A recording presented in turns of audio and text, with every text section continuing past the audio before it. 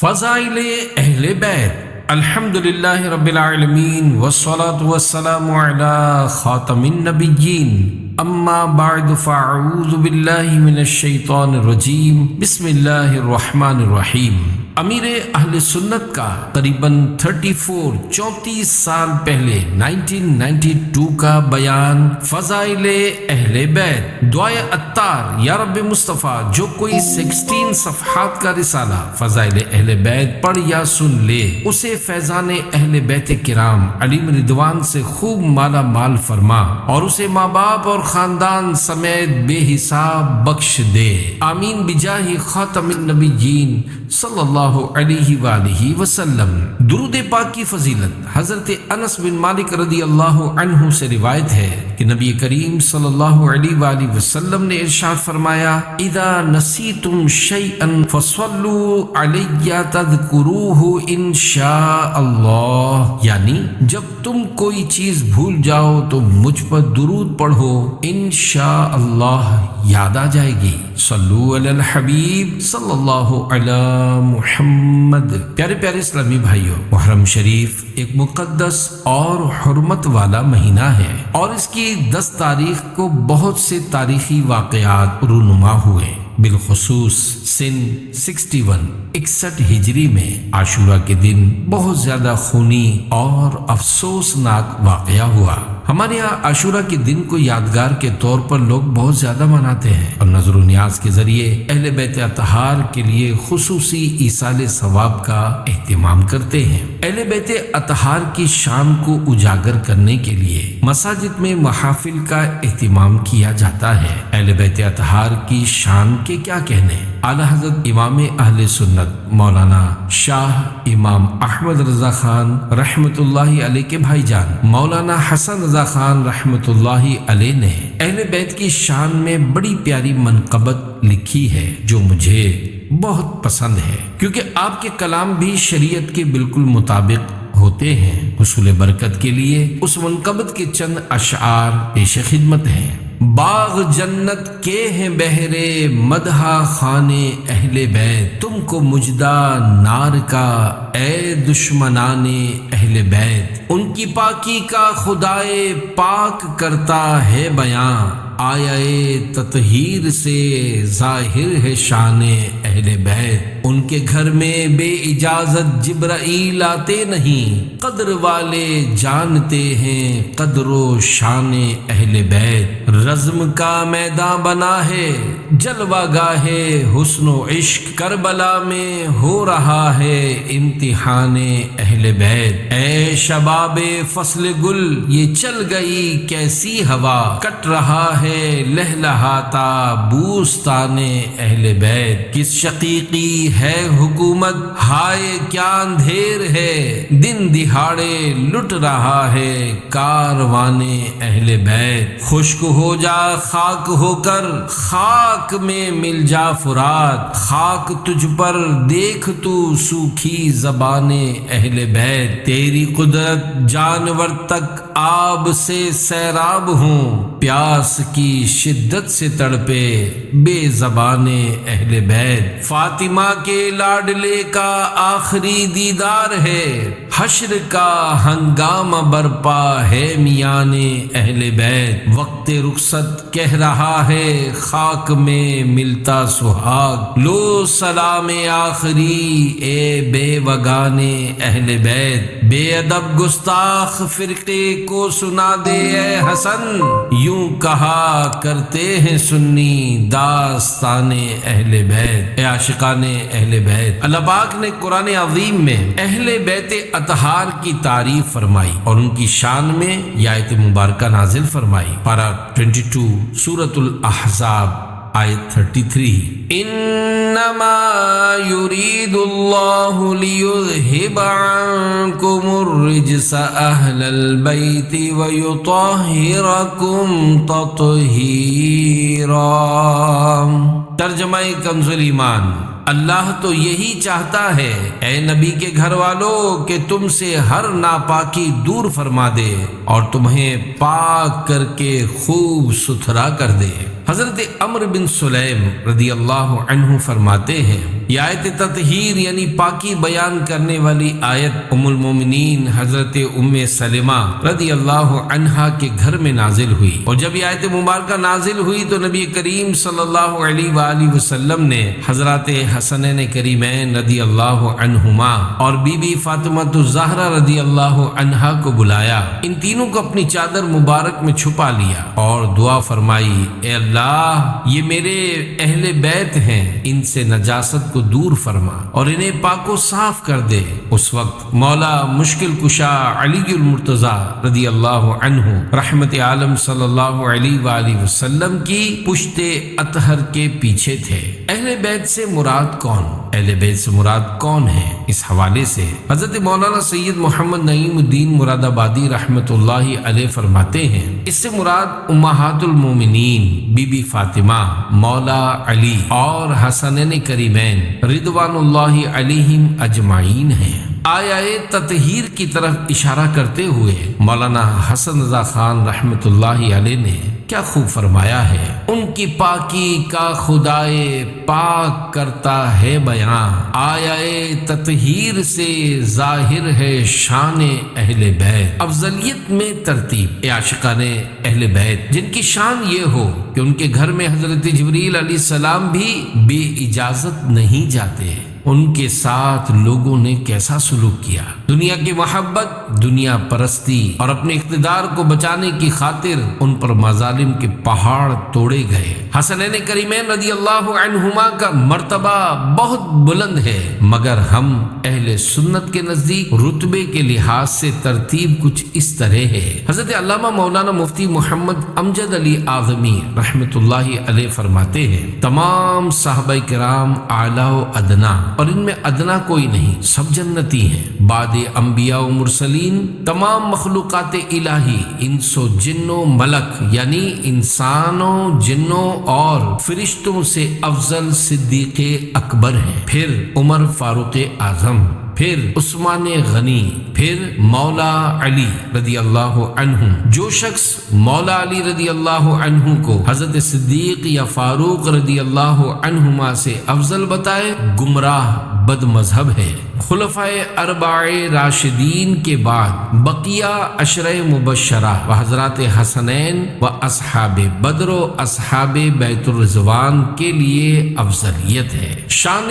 حسنین کریمین، پیارے پیارے اسلامی بھائیوں، جو بندہ اللہ پاک کا جتنا محبوب ہوتا ہے اس کا امتحان بھی اتنا کڑا ہوتا ہے، نیز جتنے درجات بڑھتے چلے جاتے ہیں امتحان بھی اتنا سخت ہوتا چلا جاتا ہے۔ اسے یوں سمجھیے، پہلی، دوسری، تیسری، چوتھی اور پانچویں کلاس کا امتحان اتنا سخت نہیں ہوتا، لیکن میٹرک اور اس کے بعد والی کلاسز کا امتحان زیادہ سخت ہوتا ہے۔ تو یوں جتنی کلاس اوپر ہوتی چلی جاتی ہے امتحان اتنا سخت اور مشکل ہوتا چلا جاتا ہے، اور پھر مشکل امتحان کے بعد جو سند ملتی ہے اس کی اہمیت بھی اتنی زیادہ ہوتی ہے۔ حضرات حسنین کریمین رضی اللہ عنہما کا امتحان بھی بڑا سخت تھا اور وہ اپنے امتحان میں کامیاب رہے۔ اللہ پاک نے حضرات حسنین کریمین رضی اللہ عنہما کو بڑی شان عطا فرمائی، ان کی شان میں بہت سی روایات اور ایمان افروز واقعات ہیں۔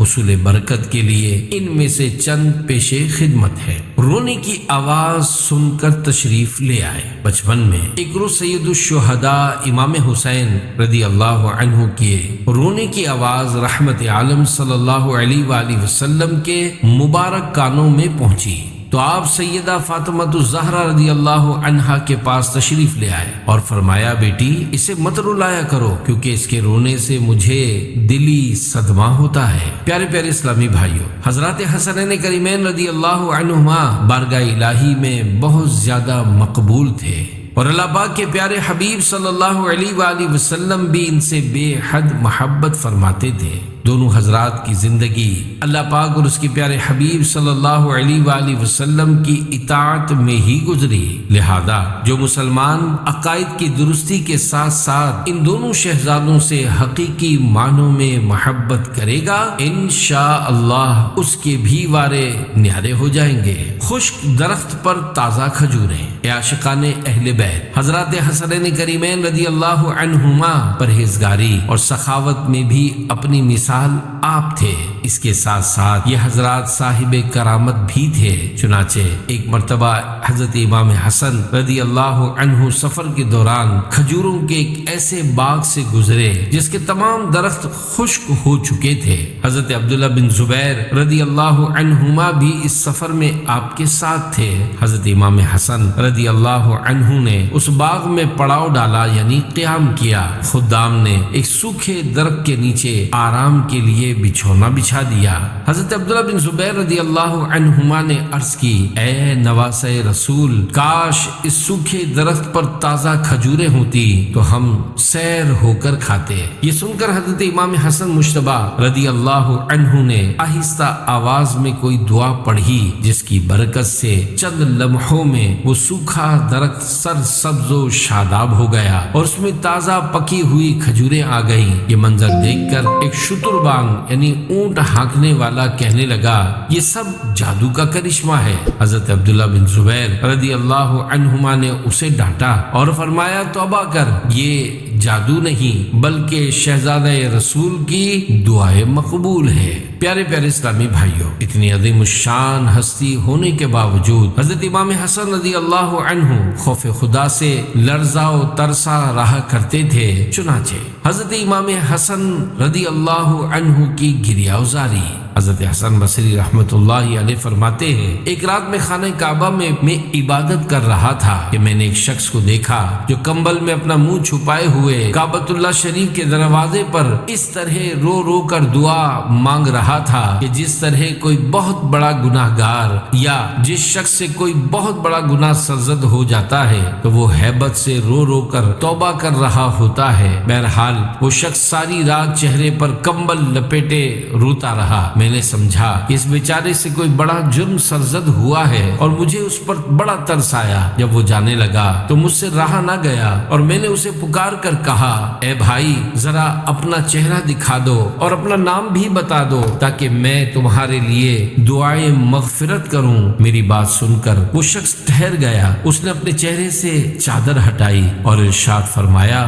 میرا نام حسن ہے۔ چونکہ حضرت حسن بصری رحمت اللہ علیہ امام حسن رضی اللہ عنہ کو پہچانتے تھے، جیسے ہی چہرہ دیکھا تو ایک دم چونک پڑے کہ یہ تو سید الاسخیاء راکب دوش مصطفیٰ نواسہ احمد مجتبی امام حسن رضی اللہ عنہ ہیں۔ حضرت حسن بصری رحمت اللہ علیہ فرماتے ہیں، میں نادم ہو کر دوڑا اور ان کے قدموں میں گر کر عرض گزار ہوا، حضور، آپ اتنے اونچے گھرانے سے تعلق رکھتے ہیں اور آپ کی شان تقوی اور شان عبادت کے کیا کہنے ہیں، اس کے باوجود آپ اس قدر گریہ ازاری کرتے ہیں۔ یہ سن کر حضرت امام حسن مجتبی رضی اللہ عنہ پر ایک بار پھر رقت طاری ہوئی اور روتے ہوئے فرمانے لگے، اے حسن بصری، یہ وہ بارگاہ ہے کہ جہاں بڑے بڑے لوگ اپنا قدم رکھتے ہوئے ڈرتے ہیں۔ میرے نانا جان رحمت عالمیان صلی اللہ علیہ وآلہ وسلم میری امی جان سے کچھ اس طرح ارشاد فرماتے تھے، اے فاطمہ، یہ مت سمجھنا کہ تو میری بیٹی ہے بلکہ عمل کر، عمل کر، عمل کر۔ اے حسن بصری، خوب سمجھ لو کہ جب سیدۃ النساء نور چشم مصطفیٰ سیدہ فاطمۃ الزہرا کو عمل کی حاجت ہے تو پھر میں کیا ہستی رکھتا ہوں۔ حضرت حسن بصری رحمت اللہ علیہ فرماتے ہیں، مجھ پر حضرت امام حسن رضی اللہ عنہ کی رقت انگیز گفتگو کا بہت اثر ہوا۔ میری چیخ نکل گئی اور میں بے ہوش ہو کر گر گیا۔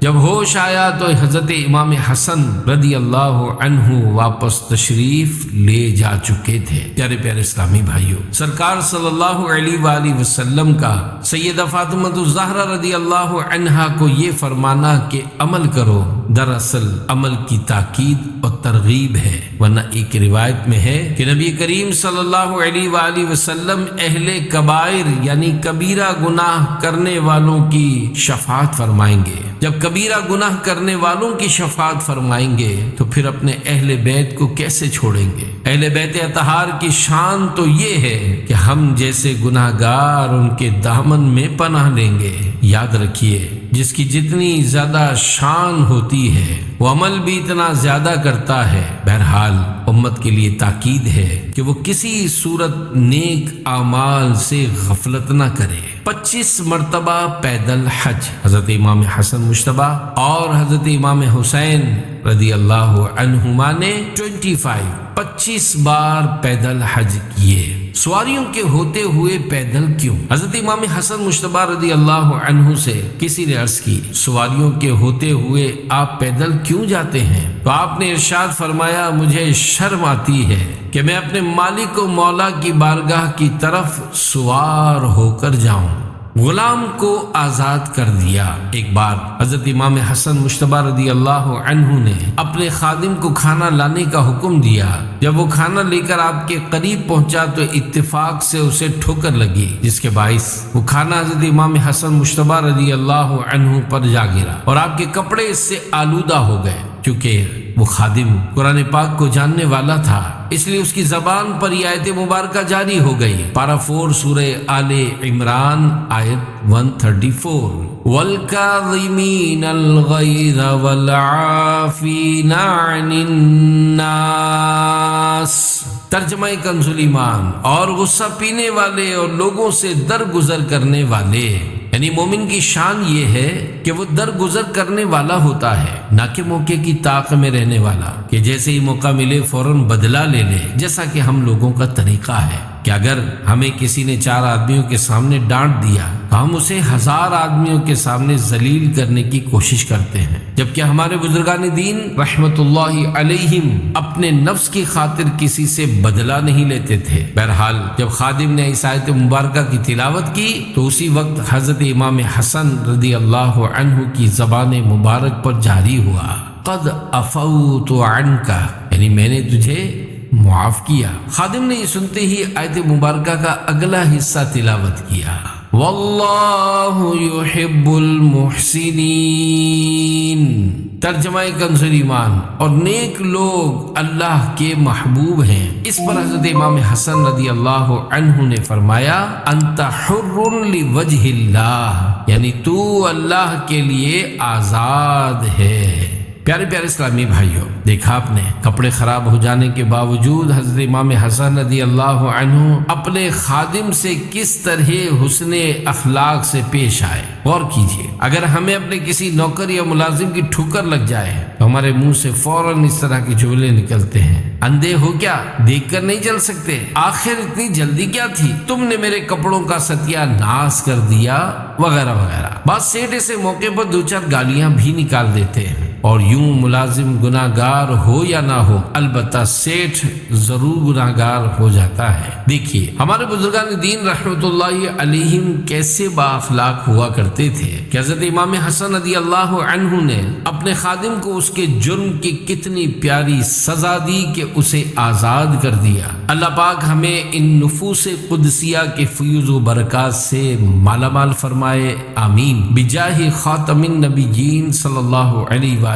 وسلم۔ اے عاشقان اہل بیت، حضرت امام حسن اور حضرت امام حسین رضی اللہ عنہما دونوں شہزادے بہت زیادہ عظمت والے تھے، اور ان کے امتحان بھی اتنے ہی زیادہ سخت ہوئے، چنانچہ زہر دے کر شہید کیا گیا۔ حضرت امام حسن مجتبی رضی اللہ عنہ کو زہر دے کر شہید کیا۔ ان کے صبر و ضبط کا یہ عالم تھا کہ انہوں نے آخر دم تک زہر دینے والے کا نام نہیں بتایا، کیونکہ گواہی ضروری ہے، اور اگر گواہ پیش نہ کیا جائے تو فرد جرم عائد نہیں ہوتی، اس لیے کسی پر زہر دینے کا الزام نہیں لگایا جا سکتا۔ بہرحال آپ رضی اللہ عنہ نے زہر دینے والے کا نام نہیں بتایا کہ کہیں ایسا نہ ہو میں اپنے قیاس سے کسی کا نام بتا دوں اور اس نے زہر نہ دیا ہو تو اس کو بلا وجہ سزا مل جائے، اور آخر کار آپ رضی اللہ عنہ شہید ہو گئے۔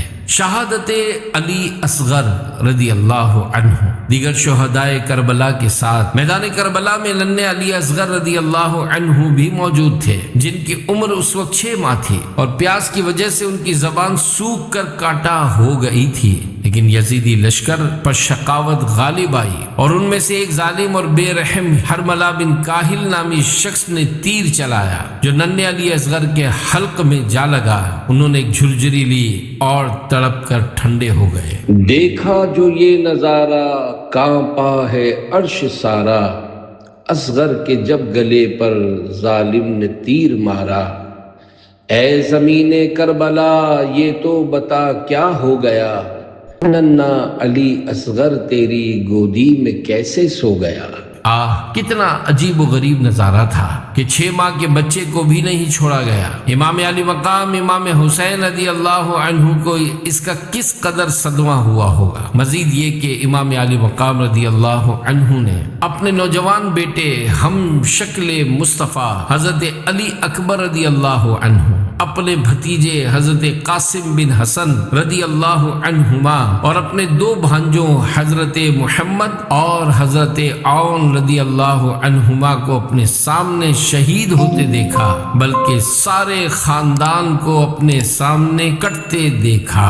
شہادت امام علی مقام رضی اللہ عنہ۔ پیارے پیارے اسلامی بھائیوں، اتنے صدموں کے ساتھ ساتھ اگر بھوک پیاس بھی ہو تو آدمی بالکل ٹوٹ جاتا ہے، لیکن اس کے باوجود امام علی مقام امام حسین رضی اللہ عنہ کے پائے استقلال میں ذرہ برابر لغزش نہ آئی اور آپ اپنی تلوار ذوالفقار لے کر میدان کارزار میں تشریف لے گئے اور دشمنوں پر ٹوٹ پڑے۔ دشمنوں نے گھیرا تنگ کیا، بالآخر سید الشہداء، راکب دوش مصطفیٰ، جگر گوشہ فاطمہ، نور چشم مصطفیٰ حضرت امام حسین رضی اللہ عنہ 10 محرم شریف کو جمعہ کے دن نماز ظہر سے پہلے 3 دن بھوکے پیاسے رہ کر اپنی آنکھوں کے سامنے اپنے خاندان کے 9 شگفتہ پھولوں کو خاک و خون میں لتھڑا دیکھ کر اور ان کی شہادتوں کے صدمے سہ کر زخمی حالت میں زمین پر تشریف لے آئے۔ شمر ذل جوشن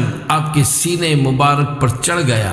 قریب تھا کہ وہ آپ کا سر اقدس تن انور سے جدا کر دیتا، لیکن آپ نے اس سے فرمایا مجھے اپنے معبود کی بارگاہ میں آخری سجدہ کر لینے دو۔ وہ مبارک سینے سے اتر گیا اور آپ سجدے میں چلے گئے۔ سجدے ہی کی حالت میں شمر ذل جوشن نے آپ کا سر اقدس تن سے جدا کر دیا۔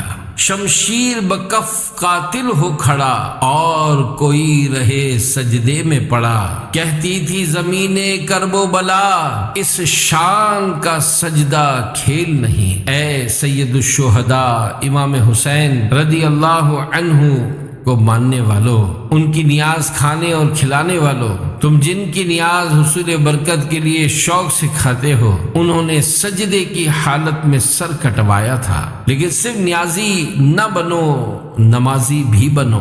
یاد رہے بزرگان دین رحمت اللہ علیہم کے ایصال ثواب کے لیے جو کھانا پکایا جاتا ہے اسے احتراماً نیاز کہا جاتا ہے، اور ایسا کہنے میں شرعاً کوئی حرج نہیں بلکہ بالکل جائز ہے۔ نیاز کا کھانا اللہ پاک ہی کے نام کا ہوتا ہے، لیکن اگر وہ بزرگوں کے ایصال ثواب کے لیے ہو تو اسے نیاز، اور عام لوگوں کے ایصال ثواب کے لیے ہو تو فاتحہ کہہ دیا جاتا ہے۔ ہم سید الشہداء کی نیاز کا کھچڑا شوق سے کھاتے، شربت اور ٹھنڈا پانی پیتے، مگر نماز قضا کرتے ہیں، جبکہ امام علی مقام امام حسین رضی اللہ عنہ 3 دن بھوکے پیاسے رہ کر شہید ہوئے، لیکن میدان کربلا میں باقاعدہ نمازیں ادا کرتے رہے۔ اگرچہ امام علی مقام رضی اللہ عنہ حالت امتحان میں تھے، مگر پھر بھی آخری وقت انہوں نے دنیا کو درس دیا کہ مجھے یزید نے جھکانے کی بہت کوشش کی، لیکن میں نے اپنے گھرانے کے بچوں کو قربان کر دیا اور اپنے خون کا آخری قطرہ بھی بہا دیا، مگر یزید کے آگے نہیں جھکا بلکہ اپنے رب کی بارگاہ میں جھکا ہوں۔ اے عاشقان اہل بیت، پتہ چلا مومن اللہ پاک کے سوا کسی کے آگے نہیں جھکتا، خواہ کوئی کتنے ہی ظلم و ستم ستم کے پہاڑ توڑے مومن کامل اپنے آپ کو سنبھالنے میں کامیاب ہو جاتا ہے۔ بہرحال یہ امام علی مقام حضرت امام حسین رضی اللہ عنہ کا ہی حصہ تھا، اور اللہ پاک کی دین تھی کہ وہ امتحان میں پوری طرح کامیاب ہوئے۔ معاذ اللہ اگر امام حسین رضی اللہ عنہ یزید کی بیعت کر لیتے اور اس کے آگے جھک جاتے تو آنے والی امت کے لیے ظالم کے سامنے جھک جانا دلیل بن جاتا، لیکن وہ نہ جھکے اور انہوں نے کلمہ حق کی سربلندی جاری رکھی، یہاں تک کہ شہید ہو کر ہمیشہ کی زندگی پا گئے۔ بالآخر ایک وقت وہ بھی آیا کہ یزید اور اس کا لشکر تہس نہس ہو کر تباہ و برباد ہو گیا،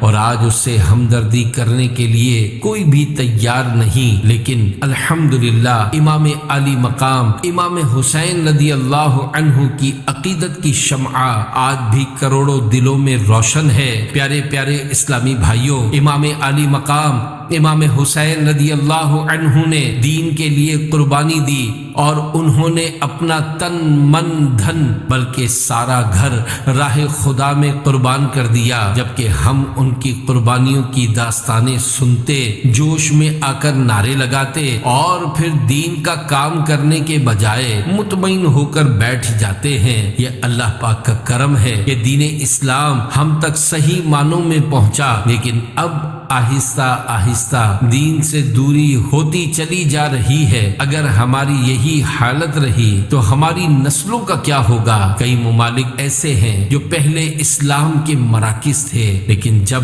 مسلمانوں نے غفلت برتی، دنیا کو زندگی کا مقصد بنایا اور صرف دنیاوی علم حاصل کیا، تو دین سے دوری کے سبب وہاں موجود مساجد میں تالے پڑ گئے۔ آج ہماری حالت بھی کچھ ایسی ہی ہے، ہم بھی صرف دنیا کا علم حاصل کر رہے ہیں، ہمیں 6 کلمے بلکہ ایمان مفصل اور ایمان مجمل بھی یاد نہیں، نماز پڑھتے ہیں مگر نماز کے فرائض معلوم نہیں ہوتے، وضو کرتے ہیں لیکن وضو کے فرائض کا پتہ نہیں ہوتا۔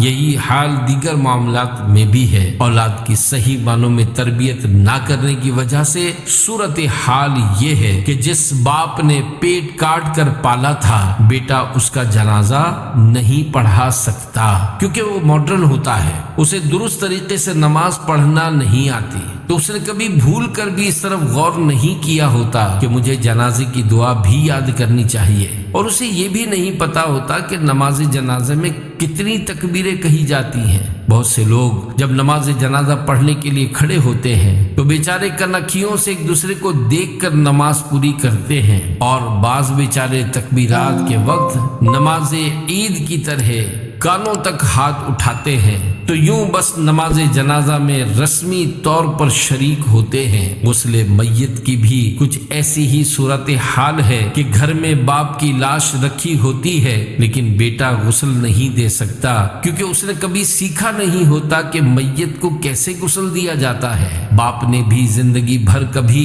بیٹے کو غسل میت سیکھنے کی ترغیب نہیں دلائی ہوتی، اور پھر بیچارے کو مرنے کے بعد اس کا خمیازہ بھگتنا پڑتا ہے۔ دیکھیے، اگر بیٹا باپ کو غسل دے گا تو اس میں رقت ہوگی، سوز ہوگا، درد ہوگا، اور اس کی خواہش ہوگی کہ میں اپنے والد کو زیادہ سے زیادہ سنتوں کا خیال رکھتے ہوئے غسل دوں۔ لہذا اس مقصد کے لیے وہ کتابوں سے غسل کا طریقہ دیکھ کر اس کے مطابق غسل دے گا، جبکہ اس کے برعکس کوئی دوسرا آدمی سنتوں کا اتنا لحاظ نہیں کرے گا۔ یوں ہی اگر بیٹا باپ کی نماز جنازہ پڑھائے گا تو اس کی آنکھوں سے آنسو بھی چھلک رہے ہوں گے، اور اس پر رقت و سوز کی کیفیت بھی طاری ہوگی، جبکہ کوئی دوسرا اس طرح رقت و سوز کے ساتھ جنازہ نہیں پڑھائے گا۔ عقیدت کے اظہار کا بہترین ذریعہ عاشقان اہل بیت امام علی مقام امام حسین رضی اللہ عنہ نے اس لیے قربانی دی کہ وہ اسلام کو باقی رکھنا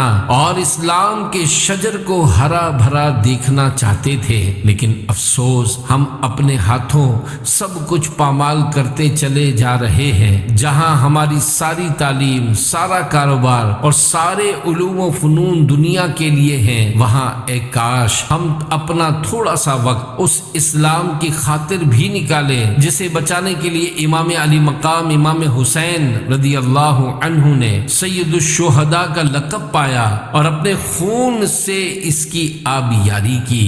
اے کاش ہم بھی اپنے بچوں کو اپنے گھر بار اور کاروبار کو چھوڑنا سیکھیں اور امام علی مقام کے نقش قدم پر چلتے ہوئے ہم بھی دین کے لیے سفر اختیار کریں۔ امام حسین رضی اللہ عنہ کے ایصال ثواب کے لیے اللہ کی راہ میں نکلنا ہے، سنتوں کے راستے پر پہ چلنا ہے، خود بھی سنتیں سیکھنی ہے، دوسروں کو بھی سکھانی ہے۔ اللہ پاک ہم سب کو امام علی مقام کے نقش قدم پر چل کر اسلام کے لیے قربانیاں پیش کرنے کا جذبہ مرحمت فرمائے، آمین بجاہ خاتم النبیین صلی اللہ علیہ وآلہ وسلم۔ مزید اسلامی ویڈیوز کے لیے گلشن محمدی کو سبسکرائب کریں۔